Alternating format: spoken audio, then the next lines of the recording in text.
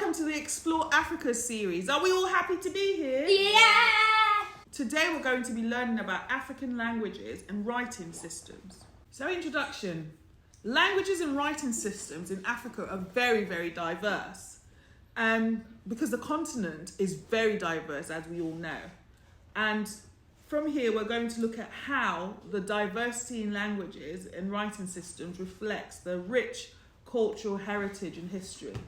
So from ancient oral traditions to modern written languages, Africa boasts a tapestry of linguistic diversity that continues to evolve and shape its societies.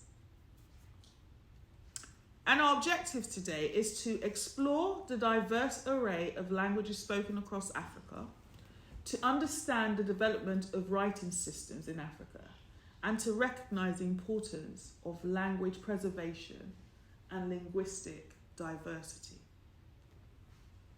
So, ancient oral traditions. Now we're just going to be looking at this general history. So as you can see, that man is sat in the middle and they're communicating. So that's a form of oral tradition going on there, right? So from as far back as we can tell, African oral traditions date back thousands of years, serving primarily as a means of communication and storytelling, right? And also also a way of preserving culture. So the elders would be in the town centre, in the open, they would sit and the children would sit around them and the elders would share stories of morals, of values, of expectations. And this all formed how the moral behaviour of a lot of African people developed. Then the cultural significance. So we can see that a lot of history, myths, legends, societal norms are passed down from generation to generation. For example, the griots in the West Africa, praise singers in Southern Africa, and oral epic poems in East Africa are just some of the examples of how ancient oral traditions helped in the way of Africans communicating. And then we see that the creation of the writing system. So now we're looking at what then transpires from the oral to the documenting in terms of writing, okay? So early scripts, we can see that several ancient African civilizations, such as the Asian Egyptians and the Nubians, developed their writing system. From the cultural records, scripts were used to record religious texts, historical events and administrative records, providing valuable insights into ancient African societies. And in fact, one of the things that we see from the Benin Empire is their bronze work. And their bronze work was also a way of communicating and documenting historical events, because just down to the characters in the bronze castings, you can just tell what was going on. So sometimes in the works you can see when the Europeans arrived, you can see how they were depicted in those bronzes. So these are all ways of just documenting quite important moments in history. Then we have the hieroglyphs. So Egyptian hieroglyphs and Meroitic script are notable examples of early African writing systems. Colonial influence. So language imposition. We see that European colonial powers imposed their languages such as English, French, Portuguese, leading to linguistic diversity and hybrid languages in Africa. So colonialism played a pivotal role in terms of the coloration of how language is across Africa. Like, for example, in Western Africa, in some parts of Western Africa, they speak French, they speak English. And the reason for that is the colonial influence. And then cultural assimilation. Colonial languages often became symbols of education, prestige, bureaucracy, impacting indigenous languages and cultures. So, for example, some people growing up would say that when they were growing up in schools, they weren't allowed to speak their languages. You know, they got into trouble at school for speaking their languages. They had to speak the colonial language, whether it was English, whether it was French, whether it was Portuguese. You had to speak those languages. And you could also see that in some instances, and it still is it's very pervasive, and it still happens even in Nigeria today, where people look down on you if you speak English a certain type of way. So if you speak English with a very strong Nigerian accent, people can tell, oh, well, yeah, maybe you don't have enough money, you don't have enough class. Whereas if you speak English like maybe from the UK, people see that as you being someone that has a lot of wealth, has access to, you know, certain people. So even today, it's still a way of classifying and distinguishing yourself in unhealthy ways from other people. Then we go over to language revitalization. Efforts to preserve and revitalize indigenous languages have grown in recent years, emphasizing their importance in cultural identity. Now, I know that one of the good things about certain groups of people is that they would always speak their language to their children. So you find that a lot of children are growing up multilingual in the sense that they can speak English, they can speak their parents' language. So it could be Shona, it could be Tree, it could be Igbo, it could be Hausa, it could be Yoruba, it could be Edo, it could be, you know. So you find that there are lots of children that will be growing up that are multilingual. What is multilingual? Multilingual means that you can speak more than one language. You can speak English. Linguistic diversity. So you can see that there are a variety of languages in Africa. There are over 2,000 languages in Africa. And these languages belong to some language families across the continent. So you've got the Afro-Asiatic language. Then you've got the Niger-Congo language. Then you've got the Nilo-Saharan language. Then you've got the Khoisan language. So these are groups of languages. So all the languages in Africa can be, you know, grouped into these different language families.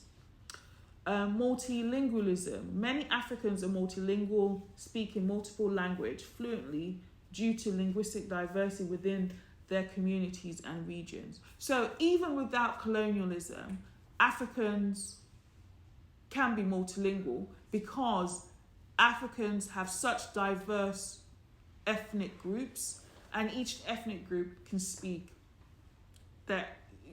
each ethnic group speaks their own language. So sometimes if trade wants to happen between diverse ethnic groups, you'd find that people would learn those other languages because it's easier to trade when you can speak the language of your customer. So you find that that could be a reason why some people are quite multilingual. Endangered languages. Some African languages are endangered due to factors like globalization, urbanization, and cultural assimilation. So this, in fact, is something that happens all over the world, whereby some languages die. And the reason that they die is to do with the change. So sometimes it can be due to the fact that everybody's leaving that particular community, and so therefore there's nobody left in that community to speak that language. Or it could be that that community, in order to become a bit more powerful, it kind of joins itself with another community, and in a sense, you know, that other language ceases to exist over time. So written literary traditions. So modern literature, we see that African authors have contributed significantly to world literature, writing novels, poetry, and essays in indigenous languages and colonial languages. Literal movements. The Negritude movement in the mid-20th century celebrated African cultural identity and resistance to colonialism through literature. So Negritude was a movement that fought against colonialism, okay? Global impact. African literature has gained international acclaim with authors such as Chinua Achebe, Wole Soyinka, and Chimamanda Ngozi Adichie receiving prestigious literary awards. Language revitalization, so community initiative. So language revitalization means that people are actively doing something to make sure that their language does not die. Okay, so various grassroots organizations and communities are working to preserve and promote indigenous languages through language classes, cultural events, and publications. And I mean, there's so many of this. You only need to go on TikTok and you see various people teaching their young children how to speak their language. And, you know, it becomes a tool for other people to also use that tool to teach their children how to speak the language.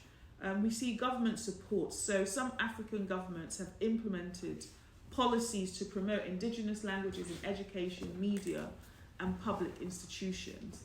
And thankfully, I just mentioned TikTok, but technology such as language apps and online resources being used to document and teach indigenous languages, reaching broader audiences. So because of technology, because of the internet, because of apps like YouTube, TikTok, Instagram, Twitter, Facebook, these are all avenues that people can learn their language, because there are various people on these platforms that are teaching it. So as a basics, it's possible to learn various languages even just using these tools.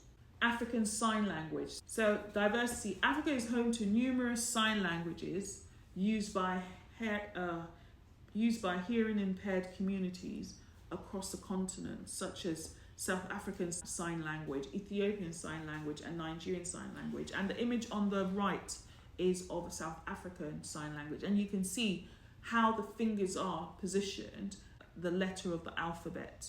Okay? So cultural expressions. Sign languages in Africa incorporate gestures, facial expressions, and body movements to convey meaning, reflecting the diversity of African cultures. And I think this is so beautiful because, like, Black people, we're kind of static, aren't we? So we like movement. So it's very interesting that even when it comes to sign language, that part of our natural way, our natural disposition, also influences how our sign language is done. So that's very important. So from here, it's just important to be your authentic self. Always be yourself. Never be like, oh, but this community or these people don't do that. Do you. Okay?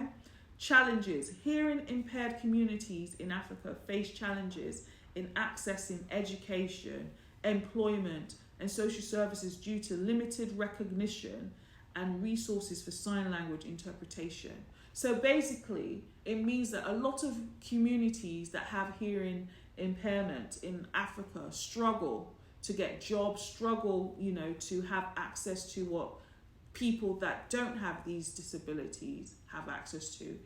Because on the continent, people at the moment don't pay as much attention to people with disabilities in terms of infrastructure. So hopefully that should change. Hopefully over time that should improve, so that these groups are not, left without resources for them to also live a rich and satisfying life. Language as a tool to resist. So Africans use language as a tool for resistance against colonial oppression, reclaiming indigenous languages and promoting cultural pride.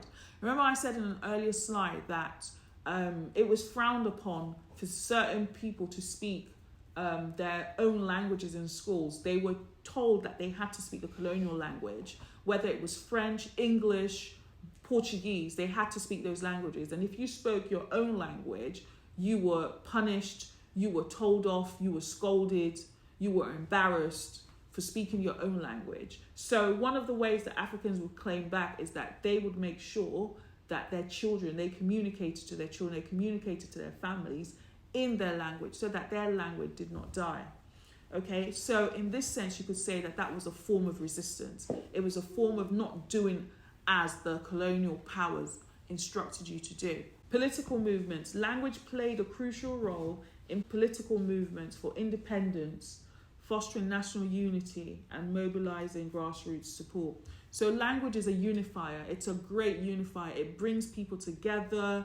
Like, it's just like when you go somewhere and you hear somebody speak in your language, it warms your heart instantly, particularly if you're in a country where there are not a lot of you. The minute you hear somebody speak in the language, you almost want to go and have a chat with them because you're just longing for home. So language is a great, great unifier. I remember when I was doing my work placement and I was in France for like 4 months and all I'd hear is French.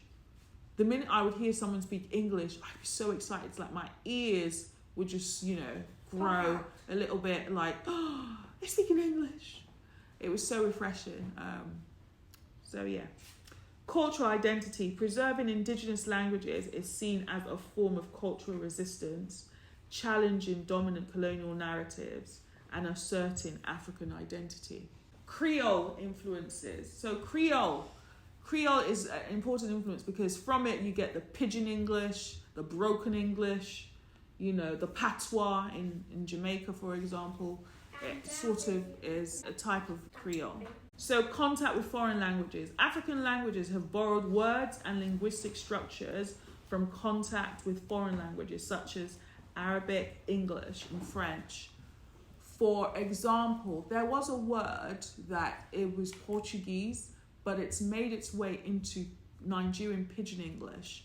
I think the word was, sabi is a word that has its roots in Portuguese. The Portuguese word is saber, I think. So you can see these are how these words sort of travel and it's adopted in other languages.